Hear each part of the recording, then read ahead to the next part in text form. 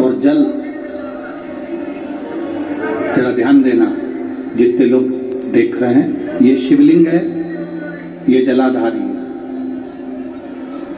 ये सामने चरण है। शिवलिंग, जलाधारी और यहां से जहां पानी बहता है वो स्थान।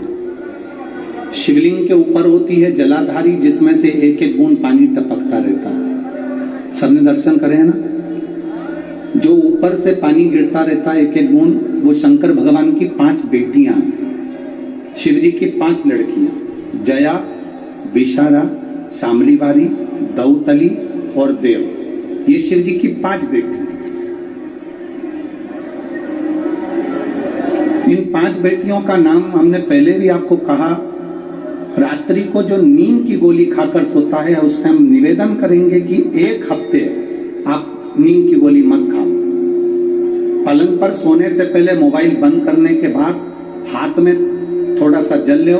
जया, विषहरा, शामलीवारी, दौतली, देव, 5 लड़कियों का नाम लेकर आचमन कर कर आप सो जाइए। आपको नींद की गोली खाने की जरूरत नहीं पड़ेगी। सुबह आराम से आपकी नींद खुलेगी, आपको जरूरत ही नहीं पड़ेगी। आप शिव जी की 5 बेटियों का स्मरण करना प्रारंभ करें, आपको उसका लाभ मिलेगा। तो ये जलाधारी के ऊपर से जो बूंद बूंद पानी नीचे गिर रहा है, ये जलाधारी, ये जहां से जल नीचे बहता है वो स्थान।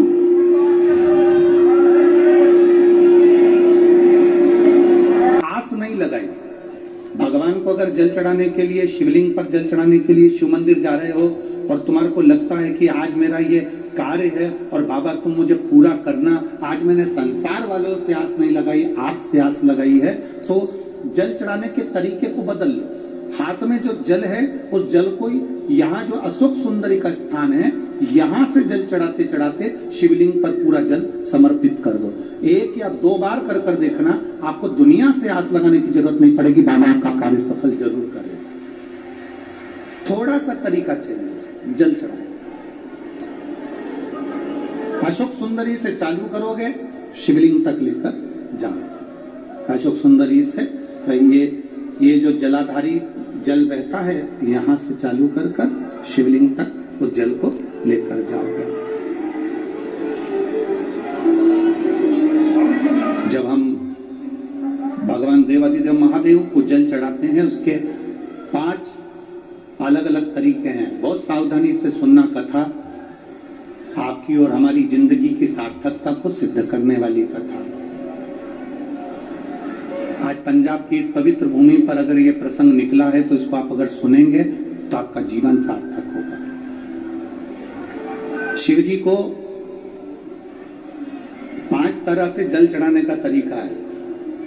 जैसे पंचामृत होता है, दूध, दही, शहद, घी, शक्कर, ये सब पंचामृत के अंतर्गत आते हैं। उसी तरह शंकर जी को 5 तरह से जल चढ़ाने का क्रम वर्णित किया गया। आप उसको समझेंगे, बहुत सावधानी से समझिएगा। पहला, जल लेकर आए, सीधे डायरेक्ट शंकर भगवान के शिवलिंग पर चढ़ा दिया। ये प्रथम जल का चढ़ाने का तरीका। जल बहकर जा रहा है, उसके ठीक विपरीत जल उत्तर में जा रहा, आप दक्षिण में खड़े होंगे और दक्षिण में खड़े होकर उत्तर की ओर मुख करेंगे और शिव जी को जल समर्पित करेंगे।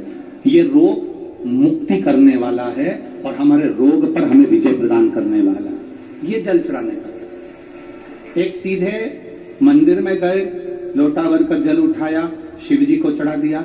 दूसरा जल, जहां से पानी बहता है, शिव जी का चढ़ा हुआ जल जहां से बहकर जाता है, उसके ठीक विपरीत में शिव जी का जल इधर जा रहा है, तो तुम यहां खड़े हो, तुम यहां बैठो, यहां मत बैठना, यहां मत बैठना, इधर बैठो। अगर रोग का निवारण है तो यहां बैठो।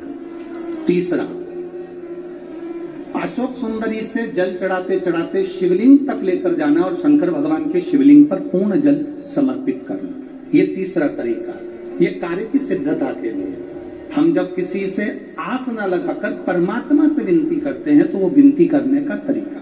तीसरा। चौथा, शिव जी पे चढ़ा हुआ जल 5 जगह पर समर्पित करना। गणेश जी, कार्तिकेय, अशोक सुंदरी, शिवलिंग और जलाधारी, ये चौथा क्रम है। 5वें नंबर का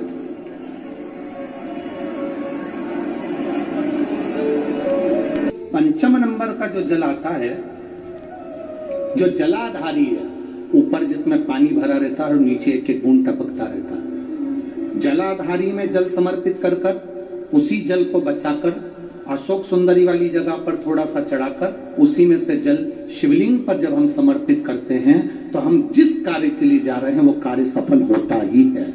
ये 5वां नंबर का जल समर्पण।